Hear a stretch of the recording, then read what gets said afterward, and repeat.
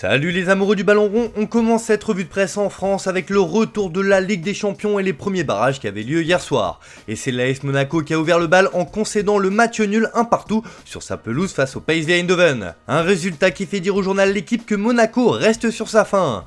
L'ASM a poussé pour s'imposer dans les dernières minutes et même frappé le poteau. Le match retour mardi prochain à Eindhoven s'annonce très délicat, constate le quotidien sportif. Pour Monaco Matin, ce n'est pas un si mauvais résultat car l'ASM reste dans le match. Pour AD Sport Véreld, ce match nul est logique et surtout l'usure est normale à ce stade de la saison. Le suspense est total avant la manche retour mardi. Un mot sur l'OM où, comme l'indique la Provence, l'heure est à l'apaisement après les tensions entre le coach Igor Tudor et les joueurs. Une réunion s'est tenue hier soir qui a permis à tout ce beau monde de repartir sur de bonnes bases. On prend la direction de l'Angleterre où une légende de Manchester City s'est confiée et a fait le tour de l'actualité de son ancien club. C'est Sergio Aguero qui s'est exprimé et comme souvent le Kun n'avait pas la langue dans sa poche. Des déclarations qui font la une du Daily Mirror. Sur Haaland, l'attaquant vedette recruté à prix d'or. Il était trop habitué à l'Allemagne, puis Van Dijk est arrivé et a dit « Bienvenue en Première Ligue », faisant ainsi référence au Community Shield du week-end dernier. Le club aussi en prend pour son grade, Sterling, je ne comprends pas sa vente, c'était une décision étrange. Cette sortie médiatique fait également les gros titres du Daily Star qui estime qu'Aguero s'inquiète pour Haaland. Le Norvégien aura le temps de faire ses preuves car il est attendu au tournant et pas par n'importe qui. On file en Espagne où la quête d'un numéro 9 remplaçant de Karim Benzema fait décidément couler beaucoup d'encre. Une recherche qui fait encore la couverture de AS ce matin qui révèle le calvaire des neufs. Ancelotti donne le feu vert à l'effectif sans la signature d'un avant-centre malgré le départ de Mayoral. L'Italien confirme Hazard comme doublure de Benzema, Asensio et Rodrigo seront les jokers dans ce rôle. De son côté, Marca se projette déjà sur la Super Coupe d'Europe face à l'Eintracht Francfort mercredi prochain et ne se fait pas beaucoup de soucis car ce Real est le roi des finales.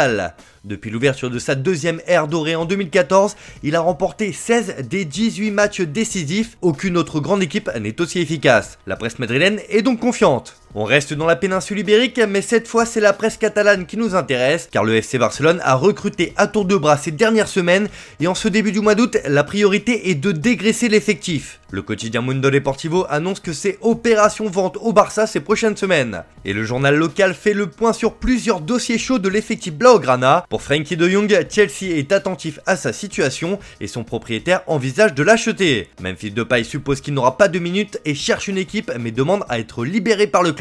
Pour Riqui Puig, son agent, le Los Angeles Galaxy et le Barça sont en train de finaliser les détails d'un contrat de 3 ans. Oscar Mingueza, lui, s'est engagé avec le Celta de Vigo jusqu'en 2026 avec une option de rachat et 50% d'une éventuelle vente. Le dégraissage prend donc forme. De son côté, Sport nous donne plus d'indications sur le dossier Frenkie de Jong lié à celui de Bernardo Silva. Chelsea commence à négocier la signature de De Jong et le Barça demande 80 millions d'euros.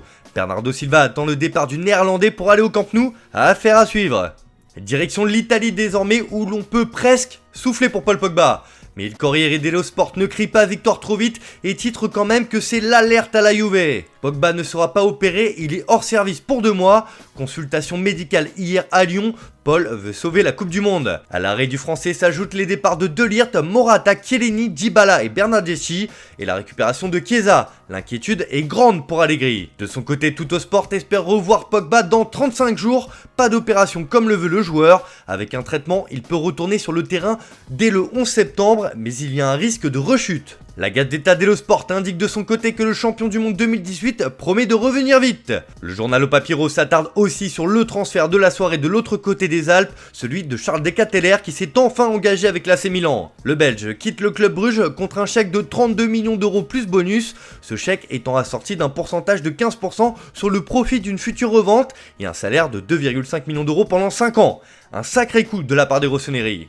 On termine d'ailleurs ce tour de la presse sportive dans la botte avec des nouvelles de Mauro Icardi qui voit un club lui faire une cour assidue. Indésirable au PSG, l'Argentin doit se trouver une porte de sortie, mais elles ne sont pas légion. Pourtant, sur sa une, Tuttosport rapporte que le Monza de Silvio Berlusconi ne lâche pas l'affaire et que c'est du sérieux. L'ancien président du Conseil des ministres italien tente le coup et selon les dernières rumeurs, le PSG paierait une partie du salaire du joueur.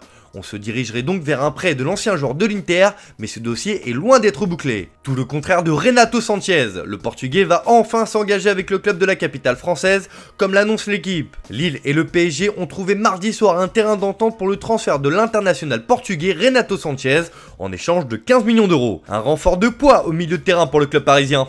Voilà, c'est tout pour aujourd'hui, bonne journée à tous, on se retrouve cet après-midi pour le JT Foot Mercato.